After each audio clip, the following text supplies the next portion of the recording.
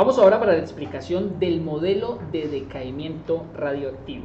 Bueno, este modelo es un poco difícil de interpretar la ecuación diferencial, pero vamos a tratar de hacerlo lo más chévere posible ese modelo. Bueno, supongamos, a mí siempre me gusta hacer la comparación con el modelo de bacterias, el modelo de crecimiento. Entonces digamos que así mismo se puede interpretar un poquito. Cuando nosotros hablamos del crecimiento de una bacteria, nosotros la idea que tenemos es que esta bacteria, pues ella se divide y crea dos bacterias. Entonces pasa de una población igual a 1 a una población igual a 2. Y luego esta otra vuelve y se divide en otras dos, y esta se divide en otras dos, y bueno, la población ahora es 4. Entonces la idea es que aquí hay un aumento de la cantidad de objetos, podríamos decir, objetos, que son las bacterias. Pero en el caso del decaimiento radiactivo es lo contrario. Nosotros vamos a partir de una masa, de un objeto, y lo que va a ocurrir es que parte de ese objeto, vamos a hacerlo así para que me sea más fácil la gráfica, parte de ese objeto se perdió. Ahora el objeto es así. Y por aquí el objeto, a medida que transcurre el tiempo, ya no es así, sino que es así. Y cuando pasa mucho tiempo, pues el objeto ahora es así. Eso es lo que ocurre. El objeto comienza a desaparecer. Entonces, esa forma en la que se desaparece la masa es debido a que sus átomos no son estables. Entonces, ese átomo se pierde, se separa sus componentes y deja de ser átomo y se libera en sus partículas y se van al ambiente. Entonces, por eso esa masa original comienza a disminuir. Y hay muchos elementos que pues tienen esa propiedad porque no son estables. Ellos no son estables, y al no ser estables, pues ellos comienzan a perder masa, perder átomos. Entonces alguien descubrió que cada elemento tiene una forma muy particular de eliminarse. De hecho, todos los elementos podemos decir que en algún punto se van eliminando, pero esa forma en la que se elimina se llama tiempo de vida media. Entonces resulta que hay un elemento muy importante que se llama el carbono 14. Resulta que los elementos dentro de sí mismos, ellos tienen variaciones. Por ejemplo, hay un hidrógeno en el que el hidrógeno está compuesto de solamente un electrón y un protón en su interior. Después hay uno que tiene 2 en su parte del núcleo y luego hay otro que tiene 3. Entonces este se llama deuterio y este se llama tritio. De hecho es muy importante el tritio. Al tener 3 componentes en su núcleo, él, cuando se separan los 3 componentes, libera gran cantidad de energía. Entonces este señor es el que, bueno, los 3 se dan principalmente en el Sol. Ese hidrógeno se convierte en helio por la gran cantidad de calor y de movimiento y el estado plasma en el que se encuentra. Pues esos átomos chocan entre ellos y se unen para formar otros elementos, como en el caso del hidrógeno se convierte en helio. Entonces, asimismo, cada elemento en su forma estable tiene una forma en la que se combina y demás, pero aquí lo importante es entender que el elemento va a estar solito y él se va a comenzar a eliminar, se va a comenzar a partir. Entonces resulta que dentro de esos señores, dentro del mismo nombre, hidrógeno, o dentro del mismo carbono, hay un carbono que se llama carbono 14. Usualmente el carbono es 2, ese es el normalito, el que está en más abundancia. Pero el carbono 14 es un isótopo del carbono, o sea, también es carbono, pero tiene una diferente configuración. Y este carbono se da debido al metabolismo. El metabolismo son aquellas reacciones que se dan en un ser vivo. Entonces, si hay reacciones, se da metabolismo, o sea que el ser está vivo. Resulta que este carbono 14, si el objeto está vivo, pues se va almacenando en ese cuerpo, en ese objeto vivo. Pero cuando el objeto deja de hacer metabolismo, pues deja de hacer reacciones. Es cuando él muere. Entonces, este carbono 14, como ya no hay metabolismo, no se crea, sino que únicamente se va eliminando, se va destruyendo. Entonces, ese científico que encontró esa característica se dio cuenta que algunos compuestos de carbono, algunas materias orgánicas de carbono 14, pues no tenían la misma cantidad, y eso se debe a que tenían más tiempo. Entonces, entre más tiempo pase, pues más se va a eliminar. Y la cuestión está en esto. Si yo tengo esta cantidad y yo quiero que se elimine la mitad, quiero que se elimine específicamente la mitad de esa masa, voy a borrar esto y voy a poner el objeto otra vez, y quiero que se elimine la mitad, nada más y nada menos que la mitad, así, la mitad. Entonces yo puedo decir que en este tiempo t igual a 0, la masa era m sub 0, una cantidad de masa inicial. Pero luego de que transcurrió este tiempo, vamos a llamarle a esta cantidad de años tiempo sub 1/2. ¿Qué pasa con la masa? La masa se volvió la mitad. Por ejemplo, si aquí pesaba 1000 gramos, ¿aquí cuánto va a pesar? 500 gramos. Esa es la idea. Y en el caso del carbono 14, este valor de tiempo, o sea, lo que tenemos que esperar para que de 1000 gramos se convierta en 500, tenemos que esperar 5400 años. Es bastante tiempo, es mucho tiempo lo que tenemos que esperar para que de 1000 se convierta en 500.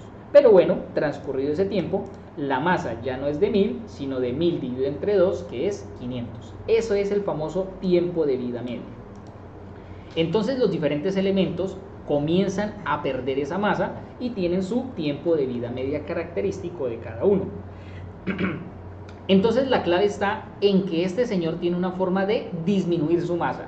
¿Cómo lo hace? Como ya les dije, él está compuesto de átomos, los átomos sus elementos se separan y se deja de ser átomo y se liberan al ambiente, y ya no es átomo, y pues ahí ya se perdió un átomo. Resulta que, ¿qué pasa si yo tengo, por ejemplo, no 1000 gramos, sino yo tengo 1 gramo? 1 gramo. Si yo espero los 5400 años, ¿cuánta masa voy a tener? Pues voy a tener la mitad, porque por eso se llama tiempo de vida media. Es el tiempo que le tarda a la cantidad de masa inicial convertirse en la mitad. Entonces, de este gramo pasaremos a 0.5 gramos. Pregunta: ¿en cuál de los dos se perdió más masa? ¿En el de 1000 gramos o en el de 1 gramo? ¿En cuál se perdió más masa? ¿En el de 1000 gramos o en el de 1 gramo? Si esto fuera oro, si esto fuera, ¿no? Fuera entre comillas oro, para que se tenga más claro, ¿quién perdió más dinero? ¿El que tenía 1000 gramos o el que tenía 1 gramo? El que tenía 1000, claro, ese man perdió 500 gramos de un solo tacado. Este man solo perdió medio gramo, no fue tan duro para el bolsillo. Entonces podemos decir que entre más masa, pues más se pierde, ¿no? Entre más poquita masa, pues menos se pierde. Ahí está la clave del modelo. Decimos que la variación de la masa en el tiempo, cuando yo paso de 1000 gramos a 500 gramos, estoy hablando de una derivada, de la derivada de la masa respecto al tiempo, porque pasó un cambio de masa y pasó un cambio de tiempo. Fueron apenas 5400 añitos, una cagadita de moco, ¿no? Entonces, cuando pasa esa variación de masa y ese tiempo, podemos decir, y lo mismo para este gramito hay que esperar 5400 años para que se convierta en medio gramito. Entonces podemos decir que la variación de masa en el tiempo es proporcional a la masa. O sea, entre más masa hay, más masa se va a perder. O sea, entre más grande sea la masa, la derivada representa el cambio. Pregunta: ¿cuánto fue el cambio entre estos dos escenarios? O sea, el delta de masa, ¿de cuánto es? De 500 gramos. Aquí en este escenario el delta masa fue de 0.5 gramos. ¿sí ven? Y el delta tiempo, ¿cuál es más grande de los dos? ¿Cuál es el delta tiempo más grande de los dos? El mismo, ¿no? Es el mismo, 5.400 años. Para ambos es igual. Entonces, si el delta tiempo es igual, pero el delta masa es distinto, ¿a qué se debe el delta masa, que el delta masa sea distinto? Se debe a la masa inicial. ¿Sí ven? Y lo mismo ocurre con las bacterias. Esta es una sola y se convirtió en 4 bacterias, ¿cierto? Pero si yo tuviera inicialmente 1.000 millones de bacterias, y si de una pasó a 4, pues de 1.000 millones pasará a 4.000 millones. Sería la lógica, ¿cierto? Entonces, entre más bacterias iniciales yo tenga, más grande va a ser el cambio. Lo mismo ocurre acá. Entre más grande sea la masa que yo tenga al inicio, pues más grande va a ser el cambio. Por eso, la variación de la masa dependerá o es proporcional a la cantidad de masa presente. Y si eso yo lo cambio como una ecuación, o sea, una igualdad, aparece una constante de proporcionalidad. Y listo, este viene siendo el modelo de decaimiento radioactivo, que también es pues la ecuación diferencial. Entonces aquí ya tenemos la parte más importante, que es el modelo. Entonces todo esto fue pues apenas una explicación para entender de dónde sale esta ecuación diferencial. Eso es lo más importante. Entonces lo primero que nosotros vamos a hacer siempre en un ejercicio para darnos cuenta que es un ejercicio de decaimiento radioactivo es porque nos hablan de masa y nos hablan de tiempo, y que esa masa se va volviendo cada vez más pequeña a medida que transcurre el tiempo. Entonces ahí es donde descubrimos que eso es un decaimiento radioactivo. Y no solamente nos dicen elementos como el carbono 14, hay más elementos que tienen esta característica de que a medida que pasa el tiempo se van volviendo más pequeños, va perdiendo masa. Por ejemplo, el uranio que fue el elemento que se utilizó en los reactores nucleares en Chernobyl, pues ellos también tienen un decaimiento radioactivo.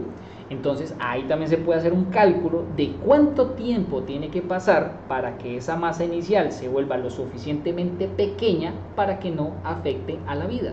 Entonces ahí, como hay una disminución de la masa que depende del tiempo, pues eso es un decaimiento radioactivo. Entonces ya tenemos siempre la forma de saber cuándo es que se aplica este modelo, y como ya sabemos cuándo se aplica el modelo, ahora sí vamos con los pasos del desarrollo. Entonces el primer paso es plantear el modelo. Siempre hay que plantear el modelo. Y el segundo paso, hay que resolver el modelo. Siempre hay que resolver el modelo. Entonces la pregunta es, frente al ejercicio de decaimiento radioactivo, ¿cómo se resuelve el modelo? Pues simplemente decimos, aquí tenemos la K, aquí tenemos la M, en la parte izquierda tenemos un dm, podemos decir que esto es por variables separables. Entonces nos queda que 1 sobre m de m es igual a K por dt. Y aquí aclaramos que esta es una ecuación diferencial separable. Siempre se va a resolver por separable, y aquí nos va a quedar logaritmo natural de m es igual a K por t, y como en la parte de la izquierda tengo logaritmo natural de m, yo sumo logaritmo natural de c. Recuerden que aquí lo usual es sumar la c, pero recuerden que en los modelos, siempre que en la parte izquierda tengamos logaritmo natural, ustedes pongan logaritmo natural de c. De esa manera pueden despejar más fácil, porque el logaritmo natural de m pasa en el logaritmo natural de c a restar, eso es igual a K por t. De aquí aplicamos propiedad de logaritmos, decimos que logaritmo natural de a menos logaritmo natural de b es igual a logaritmo natural de a sobre b. Uy, esperen que aquí arreglo el lápiz rápidamente. Logaritmo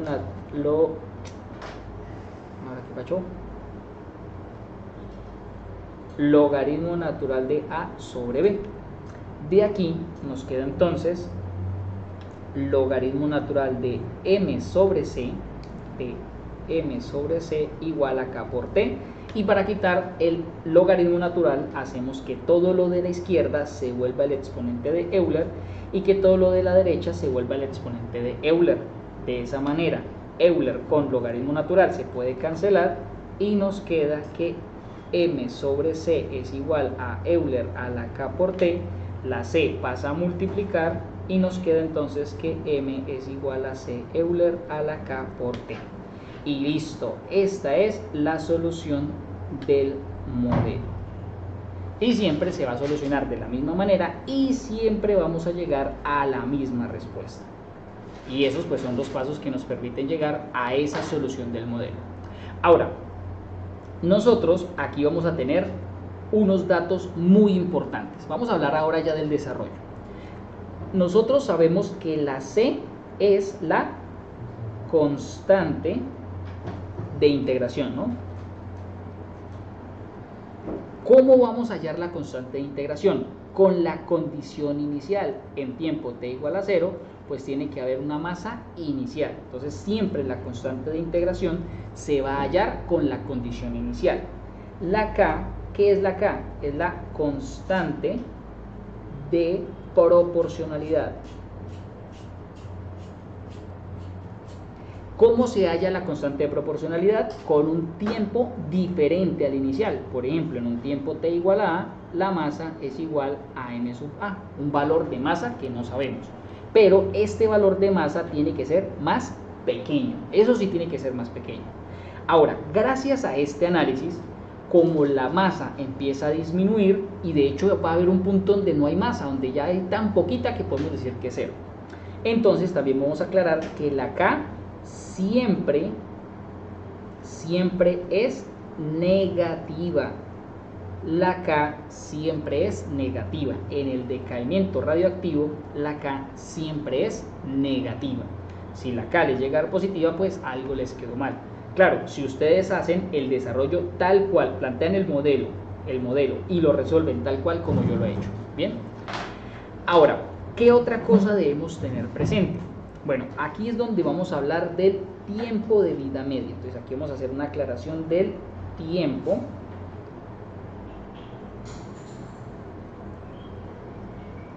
de vida media. ¿Cómo se aborda esa información? Pues esa información es muy sencilla. Simplemente nos van a decir, primero, un dato básico es que en un tiempo t igual a 0, la masa es una cantidad inicial, o sea, m sub 0. ¿Cómo se utiliza esta información en la solución del modelo? Pues simplemente donde está m la vamos a cambiar por m sub 0, vean, y c Euler a la k, el tiempo vale 0. Esto nos va a dar c por Euler a la 0, y Euler a la 0 pues es 1. Entonces nos queda que m sub 0 es igual a c. Entonces podemos concluir que m es igual a la c, pero la c es m sub 0, Euler a la k t. Y ahora sí es cuando vamos a utilizar el tiempo de vida media. Entonces decimos, se supone que nos tienen que dar un dato. Por ejemplo, no sé, el tiempo de vida media es, vamos a decir que 5400 años. Entonces lo que ocurre con la masa es que la masa se vuelve la mitad, o sea, se divide en dos. Listo, ¿qué hago con este dato? Pues lo reemplazo en la ecuación que es la solución del modelo, ¿no? Entonces la m, ¿cuánto vale? M sub 0 sobre 2 igual a m sub 0 Euler a la k por t, donde la t de tiempo es 5400 años.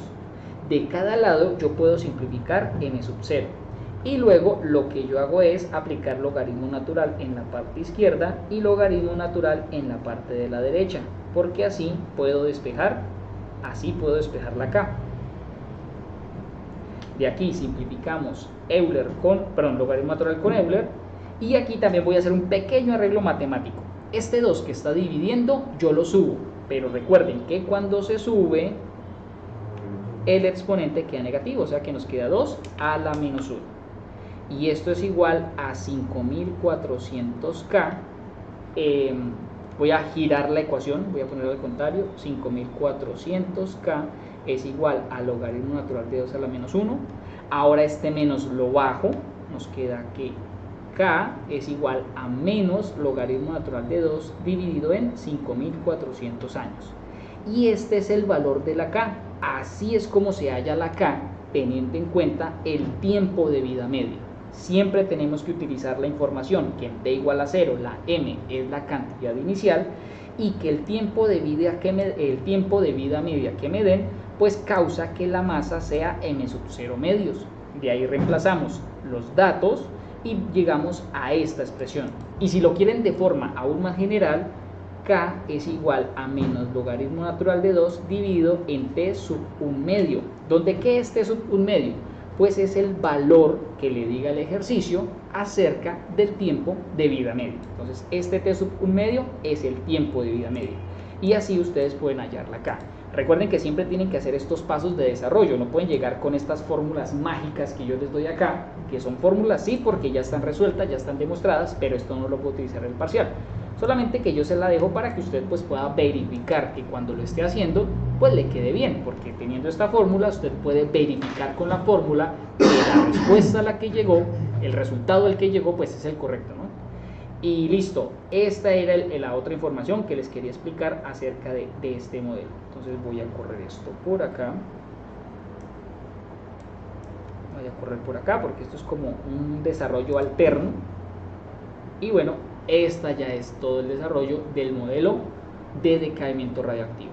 Y listo, esa sería la explicación de ese modelo y la forma en la que se resuelve la ecuación diferencial.